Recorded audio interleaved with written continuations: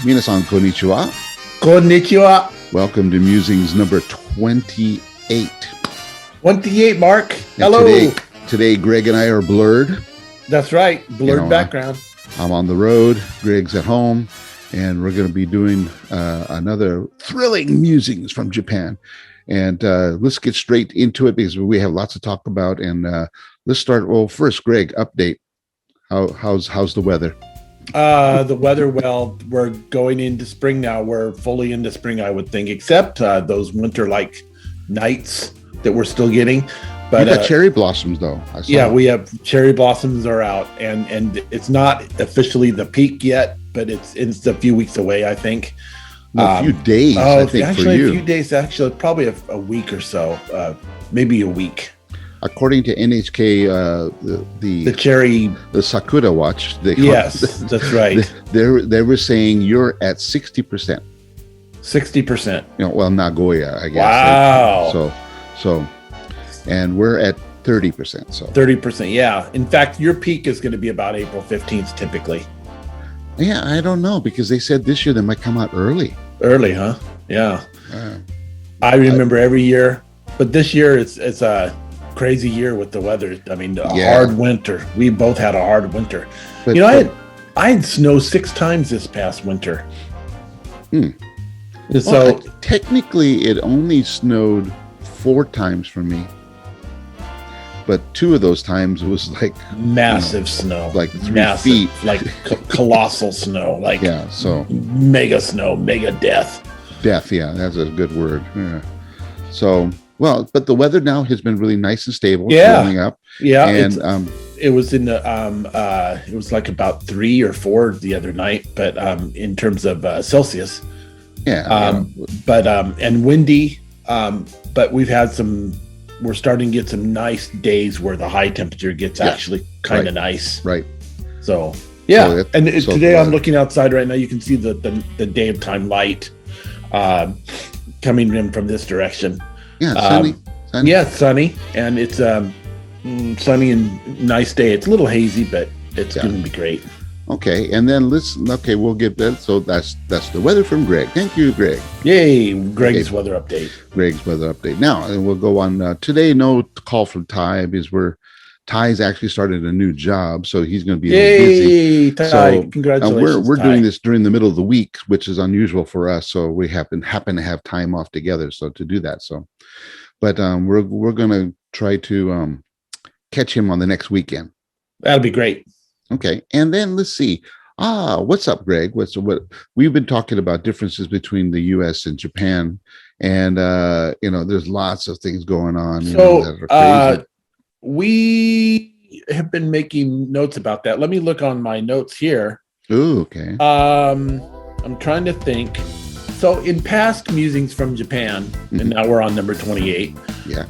In fact, I think every musings from Japan, we probably cover some things that, we muse about things that are like what things are like here in Japan or, daily life or anything. Yeah. So I think I've talked about what was similar and different about Japan. Let's talk about incredible electronic stores. Okay. I think we touched on that last time. Yeah. Well, I'm just electronics freak. I just love gadgets and whatever you want to call it, but I like gadgets. Yeah. And Japan is the mecca for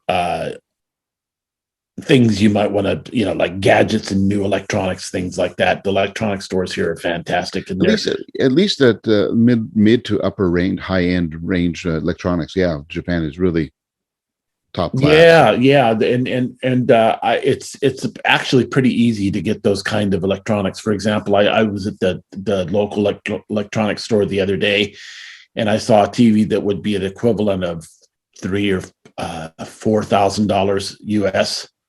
Which is a pretty nice TV. I think it was an 8K. 8K, yeah. So it was nice. The video on it was great, fantastic. But it's for me, I love to go to electronic stores and I love to browse around. Right. And so Japan, I think, in America, there's a number of electronic stores, but in major cities, but nothing like Japan. I mean, even my city has electronic stores, mini electronic stores everywhere. Mm-hmm. Well, I mean, the thing is about electronics. What I like about in Japan is that everyone has kind of a desire to improve. I mean, you're very notorious for this, for getting the latest, or upgrading, when you can, so. I've had 5 or 6 iPhones here in Japan since I've lived here. Well, I mean, the thing is, what I like is like the computers and little the smartphones, of course, but computers and little accessories, robots, little the little, what do you call it? They have these companion robots. Have you seen these? What are you talking about?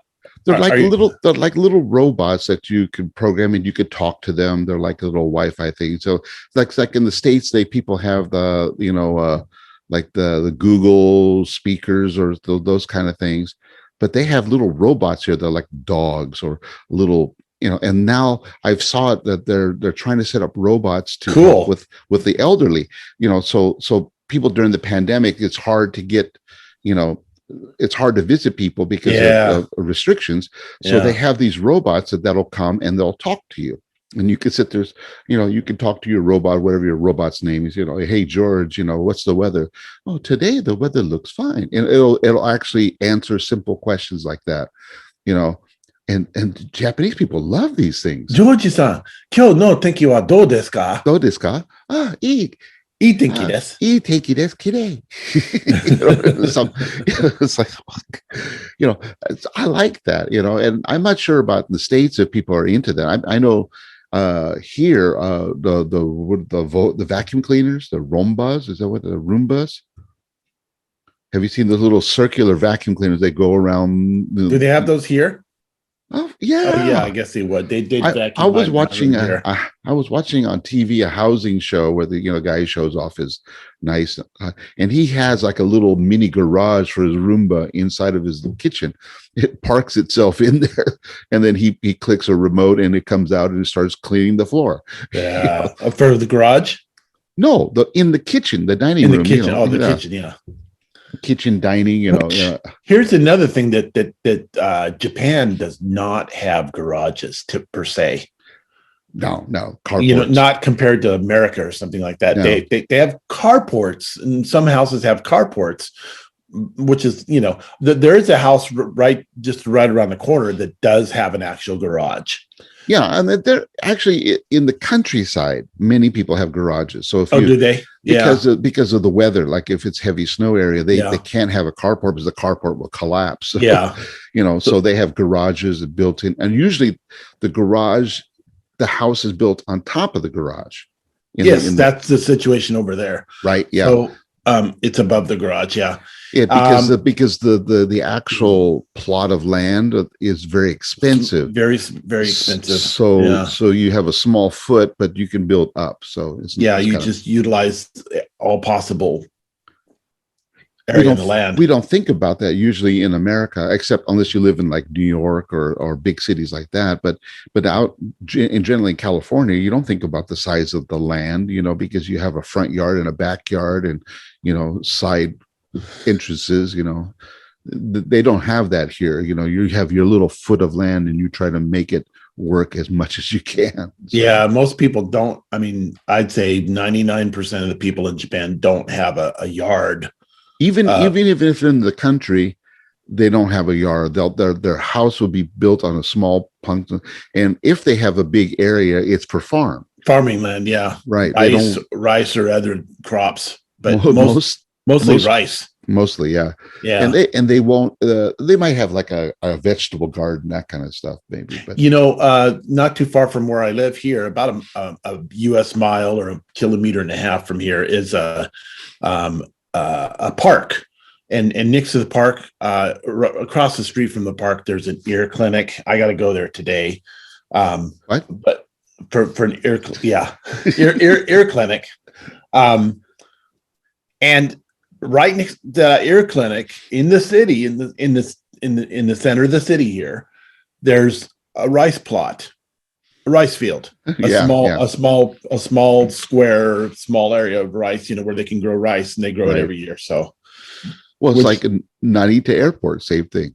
oh, really? One of the runways, between one of the runways and the, what do you call it, the taxi Yeah. lane. So when do they There's a, harvest that?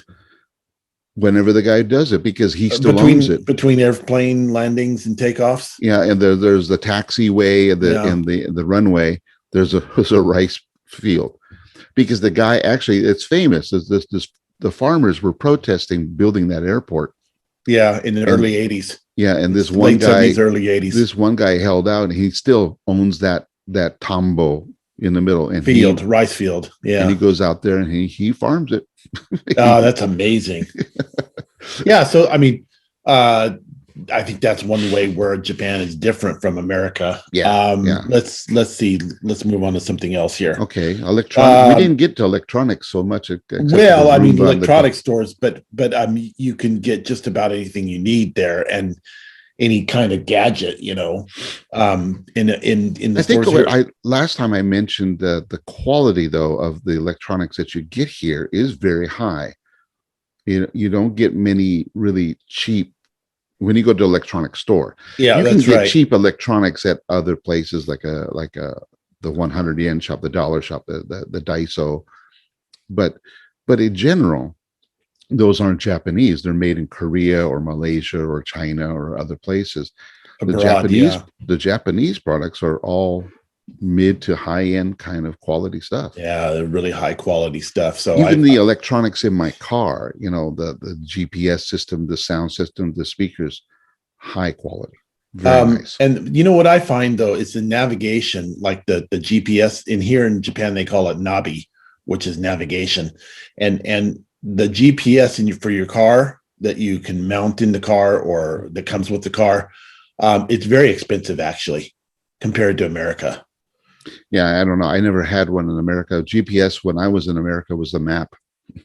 Yeah, that's right, because it was so long ago. It was 30 years ago. 30 years ago now, this spring, you came. What month was it that you came to Japan? April. I came in April. Yeah. 30 years ago. That's a traditional start of the new year. The fiscal year in Japan.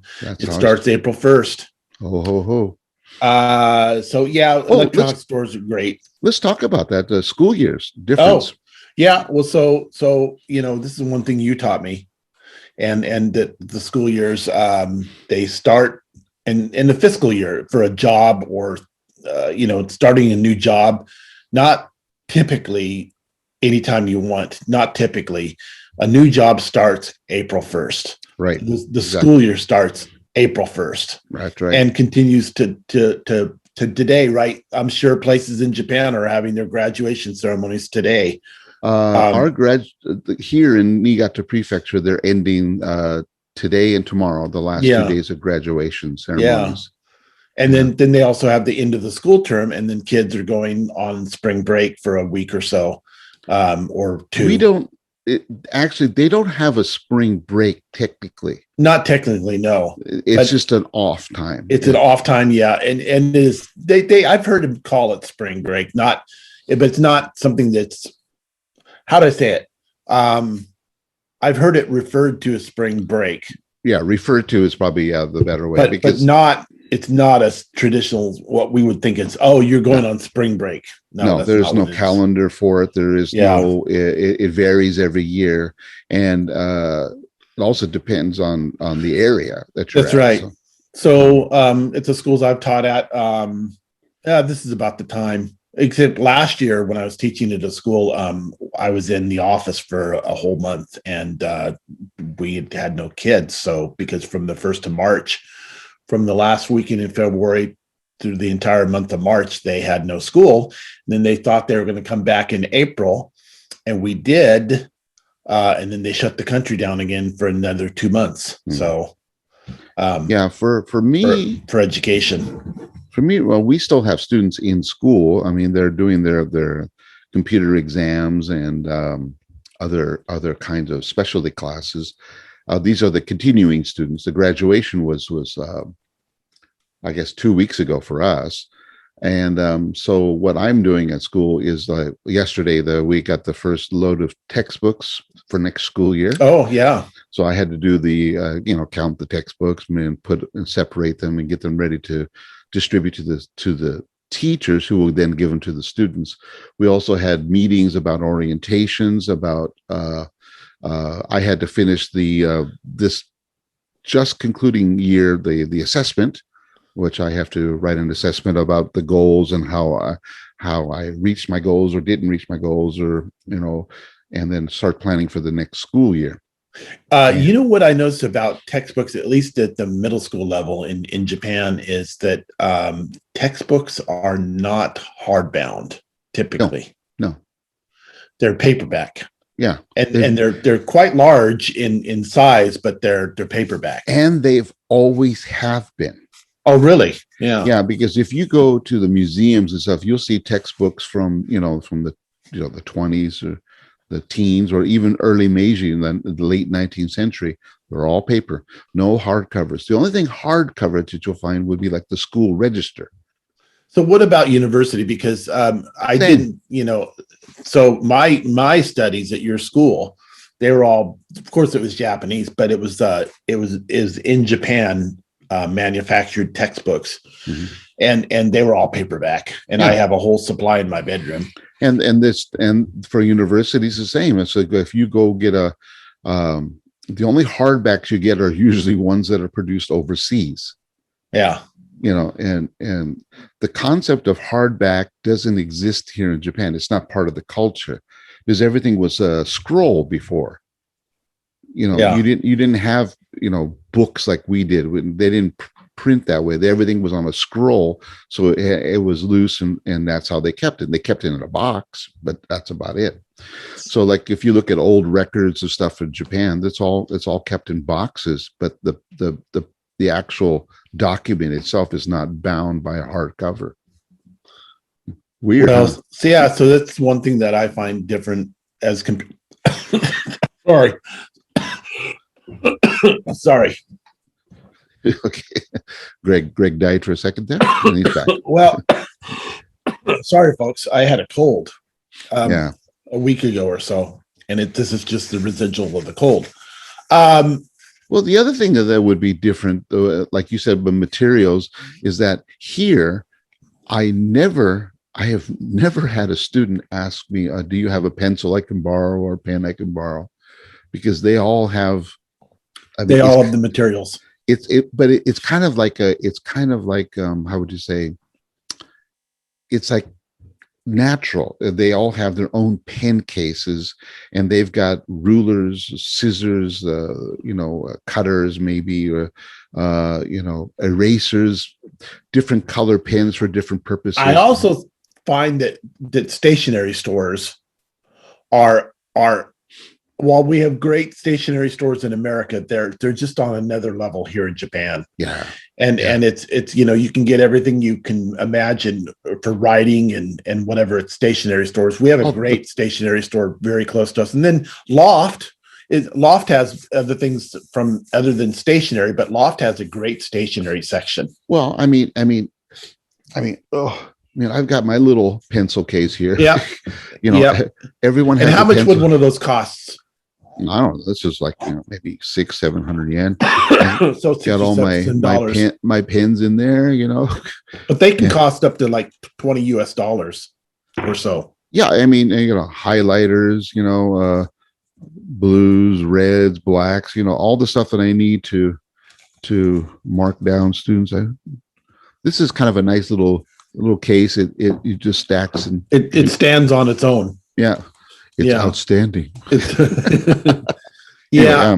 So those, the stationery stores are great. And I go there every so often. You can get just about anything you need. I go there sometimes for paper supplies or writing supplies or tablets or I do that every spring. I go to in Fudamachi, there's a little stationery store, and I go down there and I buy a couple of black pens, remember the in next 21 building, there used to be that stationery store next to Right, Starbucks, or that, right.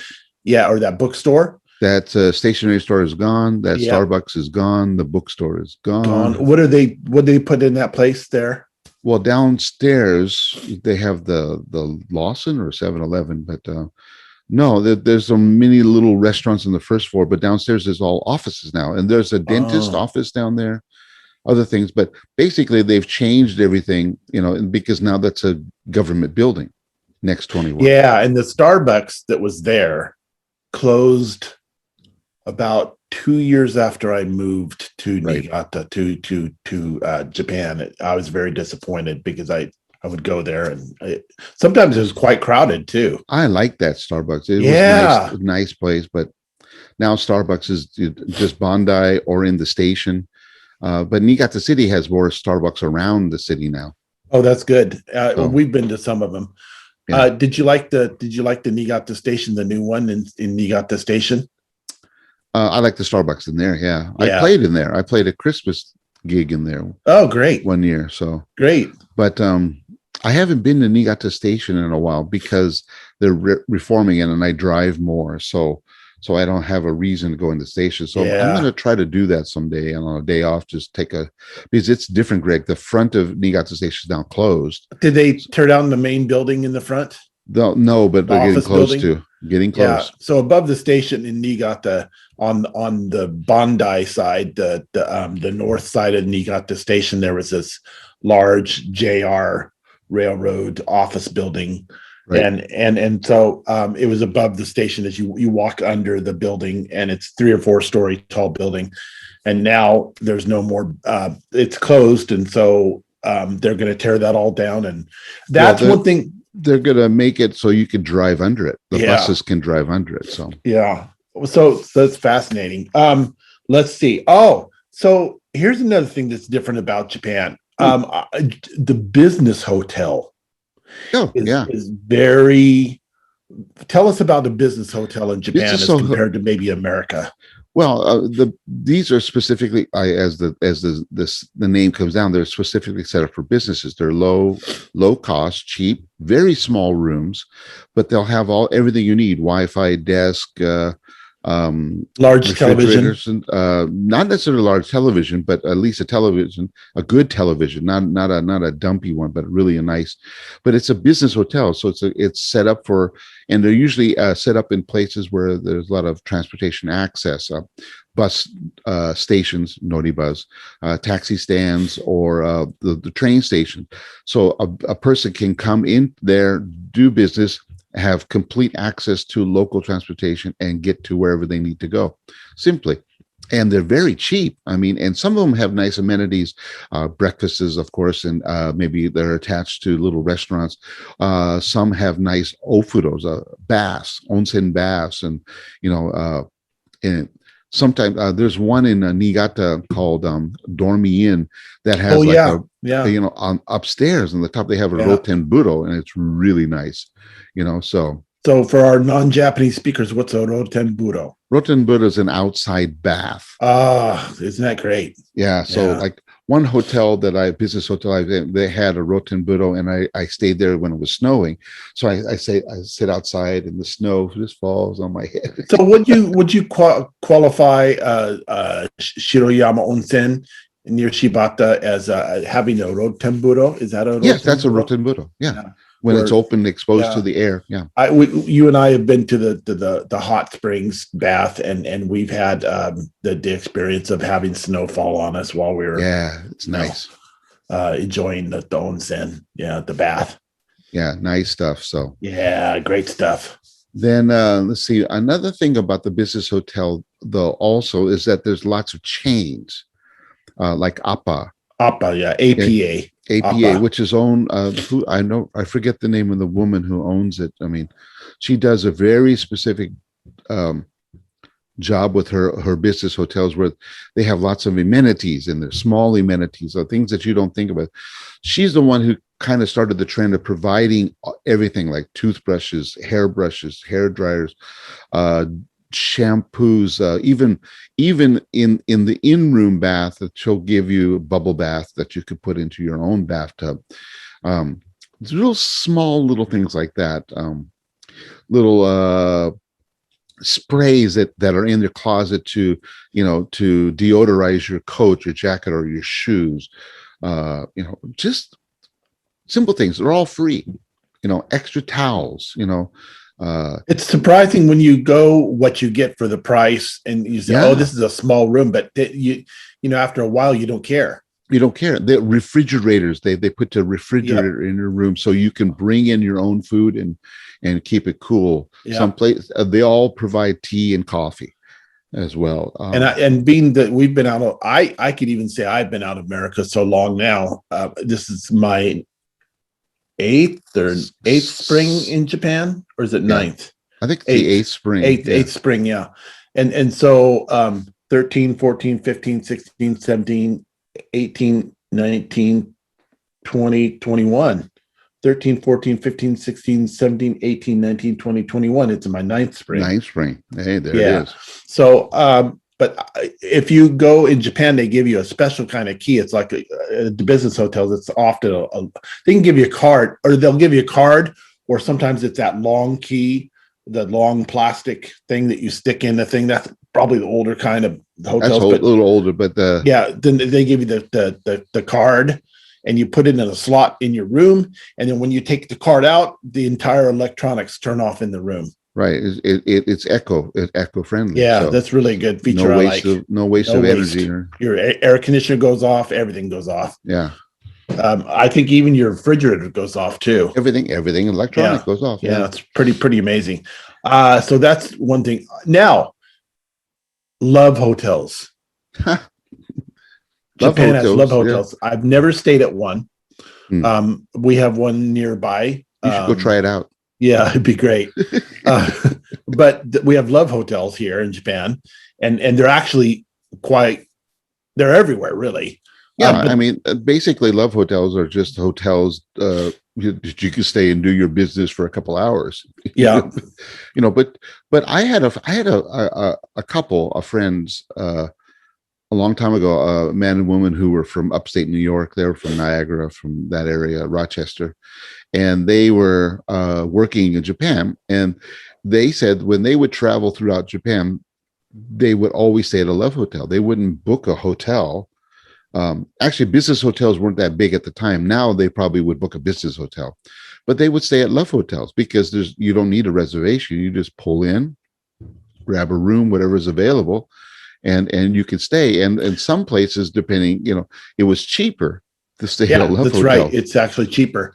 And they have full baths, towels, all the amenities you need to keep clean, and great TVs, and most of them have karaoke, things like that. Wow. The only thing about a love hotel is like food service. I mean, if you wanted food service, you'd have to call out. But with a love hotel, you can do that. You can call up the local, ramen shop, and they'll deliver ramen to your room. So I go to a love hotel and I want to check in. Mm-hmm. Is the check-in clerk going to see my face? There is no clerk. It's all incognito. So you go in, and there's usually a room, and you push a button for a room, or you just go to a room that's open, the flashing lights available, and then you just walk in, and that's your check-in. And how do you pay? Pay credit card or a debit card? There's a machine in the room, in some of the rooms, that you cash? Just pay cash. Or I don't know if they take credit cards. I never tried that, but they pay cash. Or some of the old ones used to have the old pneumatic tubes. You put the money in a tube and it goes in, gets sucked up. Wow, like our old banks did. Yeah, drive-throughs when we were kids. Department stores. If you go department stores, yeah, and one thing else is, we could talk about, speaking of department stores, you go to Takashimaya or one of those stores, Isetan or Mitsukoshi. What about customer service at those kinds of places? How's it different than America? Customer service is the main business. You have to think of it that way. Whereas in America, they're trying to make sales and try to sell and move inventory. Where here in Japan, yeah, they want to make sales and move inventory, but they think the only way you can do that is being by the giving great customer service. I mean, they greet you at the door. They'll guide you every single step of the way. They'll take care of you, and even after service, if something goes wrong, they will. There's no questions asked. If something's wrong with it, they'll automatically take it. Oh, this towel doesn't absorb water. Oh, I'm sorry. They'll take it, and they'll give you another one. Even food. I mean, if you go to the supermarket and if you buy who was it? Somebody the other day told me where they met a woman who bought some eggs, a carton of eggs, and the carton of eggs are usually a big rack, and you just buy the carton. She got it home, and she opened, and one egg was broken. Now, how it got broken, don't know. She could have done it by when she was packing it, but she took the whole carton back there, and they were apologized, and they gave her a fresh carton. They opened up to check that everything was fine, and they gave her a fresh carton. No questions asked. That's great. You didn't have to make a claim. How did this happen? How did this happen? Where did this happen? Did you do this? I don't know if we can give you that. We'll give you a coupon instead. Nothing like that. They just automatically, they want you to be happy and satisfied with their, shop. And the only way they can do their shop and their service. And the service is the way to do it. How about those places, those big places? Do they have plenty of customer service help or clerks? Yeah, they do. I mean, they still have elevator girls or elevator boys, people that will run the elevator for you. Probably mostly in the big cities like Tokyo or somewhere, right? Yeah, Osaka, Nagoya. And actually, I went to a shop is it Sogo department store? Is that in Nagoya? I don't know. I maybe it was, anyway. I remember going into a department store in Nagoya, one of the big ones, and I pushed a button. I was going to go push the button on the outside, but a woman stepped in front of me. And she pushed the button. She goes, wow. And she's asking me, which floor was that? It's like the olden days. Fifth floor. She goes, okay. And so the door is open. She holds it for me. She says, Dozo. Gokai onegaishimasu. Right. Come on inside. And then she gets in the elevator for me. She pushes the floor. And then she tells me what's on that floor to make sure. Wow. I go, oh yeah, thank you. And we're not talking like 20 years ago. I'm talking about just a few years ago. I mean, wow. Yeah, there's still a job for that. Isetan in Niigata City, when you walk in, there's a reception counter. Yes, there is. That's right. And they said, yes, and the girls will stand up and the little hats on, the uniform, and then they'll bow to you as you walk in. Thank you for coming to our store. I remember that. And I also remember the great restaurants they had on the top floor. On the top floor. Yeah. And all great service. Yeah. And Mitsukoshi also, before they closed, they were in Niigata for so long. And before they closed, they had some great, nice restaurants there too, as well. Yeah, now it's all empty up there. Yeah, but how about shopping malls? How would you compare shopping malls from America to Japan, and the restaurant row, the place where the restaurants are? Well, food courts are food courts. Or restaurant rows. They're the same in Japan. Same. Yeah, they may have different kind of food places that you can buy from at the food courts, Japanese ramen place or something like that, or traditional Japanese stuff, or and some fast food stuff too. But it's basically the same. It's basically the same, but the mall itself is different. I mean, they're not the same. No, because the malls here are more like they're owned by one company, like Eon, or the company, the Apita, or whoever runs them. Right. So there's one main shop, and then there's a bunch of attached shops to the one main shop. Yeah. That's what they call a mall here. And it's the only thing that makes it a mall is that there's a central walkway, and that's about it. Yeah. But it's not like going, at a mall in California where you have like 4 or 5 different department stores at each end of the mall, and in between is a bunch of other shops. So you're walking to different department stores, and it's kind of like the mall itself is its own corporation. They don't do that here. The mall itself is not a corporation. It belongs to one of those department stores who manages it. So we go to the Eon Mall. Like what mall do you like to go to? Eon Okazaki. right? Yeah. Eon Yeah. Okazaki. I go to Eon They also have an Shibata. Apita here, but Apita's a little out of the way. Right. And So yeah, so and and Apita's much smaller. that's another thing that's different. Shopping malls here are really not convenient. They are. You have to drive there. You have They're to out drive of there, and some places do have transportation, like south part of Nagoya. There's a um, I forgot what it's where the station. Odakyu. Yeah. Uh, Sometimes they have shuttles like they Niigata have, Station. yeah.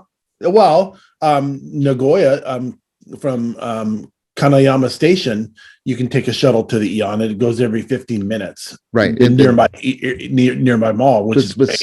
But the malls, like as they're not convenient, like in Southern California. I'm thinking Southern. Not I mean, because they're right off the freeway. Yeah, it's very convenient to get to. And your local Eon Mall is in Shibata is you can drive to it, and they have a nice parking area, and it's right across from Nishi Shibata Station. Yeah.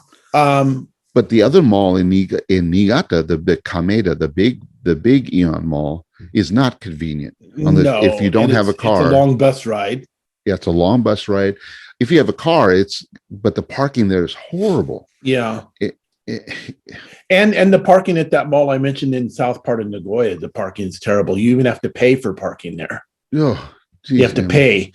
But I noticed that your Eon in Shibata, before I moved, they were building, right before I moved, they were building or installing battery chargers for battery. Yeah, they're already in. Yeah, they have EV stations. Yeah, so those stations, which I thought that was way ahead of everybody else, and in terms of getting that kind of technology, and where they had like 15 stalls where you could charge your car. Yeah. Do you ever go in there and see it used? Is it utilized a lot, or not a lot? No, I've seen a few cars, but yeah.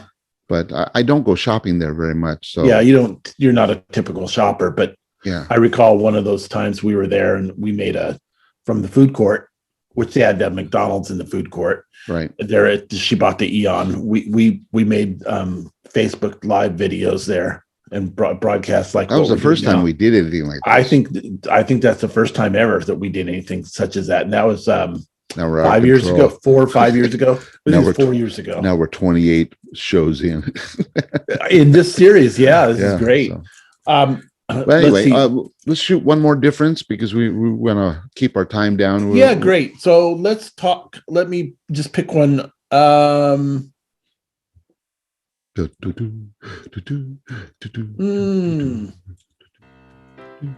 What about the taste of sweets? So they have actually, let's talk about that. Yeah. So well, this is good. It's kind of hard to see it with this software in place, but it's a cookie. How do we get this to focus? You can't. I guess we get the blur. Anyway, that's a really good cookie. It's you can buy it. But when I first came to Japan myself, eight years ago, 9 springs. Now that's my 9th spring here. I was kind of afraid to buy because their definition of sweet things. They have Japanese sweets, and they have well, they like European things. They like European tastes.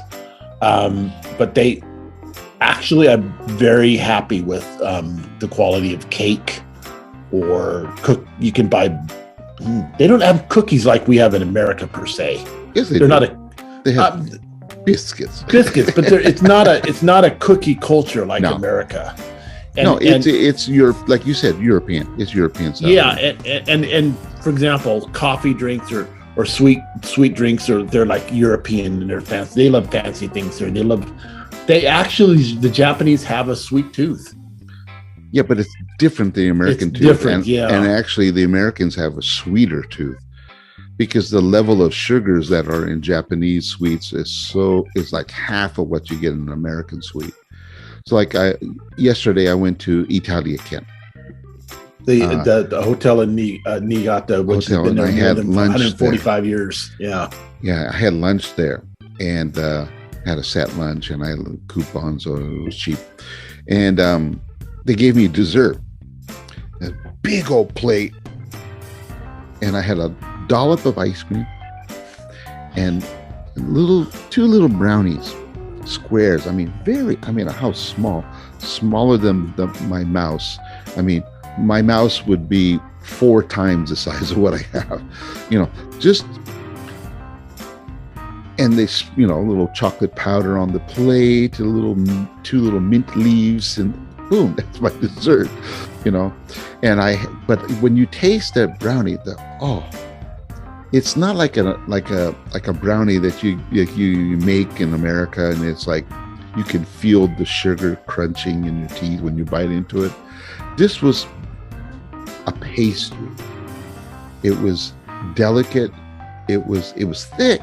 It had a good chocolate taste, but it was delicate, didn't overwhelm me. And it was like, wow. And the ice cream was milky, was creamy. It was like, wow. Just a little bit, just enough to satisfy. I didn't need a big chunk. Normally, if I was in America, I want to have a brownie, put the ice cream on top of the brownie, heat it up. I'll tell you what, I think in general, I like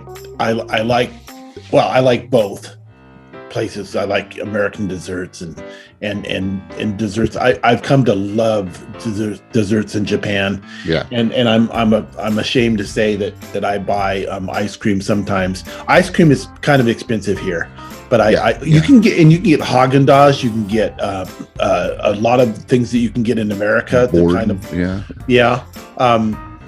Which is fascinating. It's actually in fascinating. itself. That's a little different. But you can get Kit Kats, and Kit Kats come in many different flavors. Yeah, the little candy bar, and you can get Snickers. You can get. You wouldn't think that you could get things that you can get in America, but you can sometimes. One of my favorite snack foods. I haven't had them for a while. Was M&Ms. And you get some nice, a little bag of peanut M&Ms or something. That's really cool. It's so nice, sweets. So but in general though, the portions are a lot smaller than what you get in the States. Yes, it could be expensive, but you're getting a nice quality in a smaller portion. So, gosh, you know what, Mark? Maybe we should keep it for another time. But I was going to talk about the concerts that I just saw the other day. So maybe we can keep it because I'll talk about the jazz concert I just did last week, and we can put those together. So folks, there's so much to talk about, but I just, let's put it this way. I watched the concert last night. It was available on YouTube, and I was probably one of at least 1,200 people watching this concert. I saw a bit of it too myself. Yeah, but it was fascinating. We'll talk about that on another Musings from Japan. Yep. Yeah. So anyway, thanks, ladies and gentlemen. Yeah. This was Greg and I celebrating number 28. Number 28. Yeah, this is 28. Almost. Man, Greg. A good age. So next week will be music. We'll focus on music and springtime, and we'll see the cherry in Japan. Yeah. Let's see. I'll send you some of my cherry blossom pictures too. That's what I was going to say. So let's do some cherry blossom pictures next time. Yeah. So, anyway, thank you, everyone. Thank you, everyone. Music from Japan, number 28. 28. That's it. Goodbye, everyone. Time. See you next time. Bye.